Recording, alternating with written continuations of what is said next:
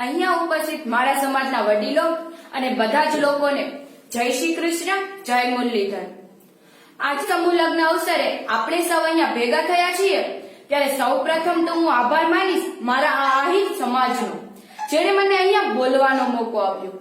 તો હું આજે આપણા જ આહિર સમાજ વિશે કાંઈ બોલવા માંગીશ કે ખમીર ખાનદાની અને આશરો હોય જેની અમીરાત, ખમીર ખાનદાની અને આશરો હોય જેની અમીરાત, આહિર હોવું એનાથી બીજી શું મોટી ઝવેરાત।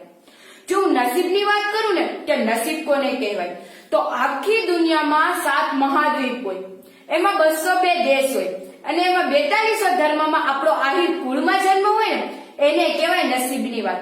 અને એમાં પણ જો મારો દીકરી રૂપે જન્મ હોય ને તો એ તો મારા માટે ખૂબ ગૌરવની વાત કહેવાય।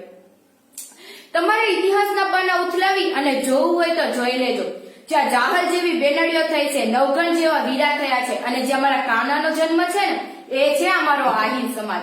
અને આહિર સમાજના ભાઈઓ વિશે કઈ બોલું તો વિવેક બુદ્ધિ અને વીરતા, અડગ મન અમીર, આજ્ઞાનો આદર કરે એ આ નરહરી, સાણા અને સુલક્ષણા, ગૌરી ગુણ પુંજન ગંભીર, સાણા અને સુલક્ષણા, ગૌરી ગુણ પુંજન ગંભીર, આભને પણ ટેકો આપતો એ આ નરાહી। શિવ પુરાણમાં કહેવાયું છે કે જ્યારે તમે 100 પુણ્ય કરો ને ત્યારે જઈ અને તમને માનવીનો અવતાર મળે છે, પણ હું કહું છું કે તમે 101 પુણ્ય કરો ને ત્યારે જઈ અને તમને આહિર કુળમાં જન્મ મળે છે। તેથી જ કહેવાયું છે કે સૌરાષ્ટ્રમાં જન્મ મળે તો દેવાત બોદર બની જજો, સૌરાષ્ટ્રમાં જન્મ મળે તો દેવાત બોદર બની જજો, કે મોકો મળે વિશ્વનો નાથ બનવાનો તો કાનો બની જજો, અને ક્યાંય જો ધડ દેવાનું આવે તો ઉગો બોદર બની જજો, અને હર જન્મે બનાવે ભગવાન માનવી તો આહિર બની જજો।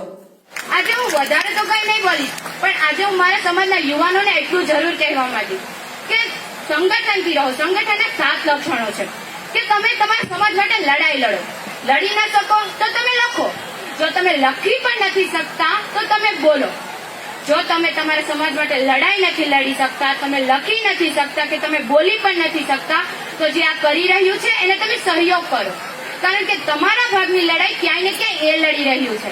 અને જો તમારામાં આટલી પણ ત્રેવડ ના હોય ને તો તમે એનો વિરોધ તો ના જ કરો, કારણ કે તમારો અધિકાર નથી। અને આજે હું આટલું બોલતા વિરામ આપું છું અને અહીંયા મારો આહિર સમાજ એકવાર ભેગો થયો છે તો એકવાર જોરથી બોલી જાય જય શ્રી કૃષ્ણ।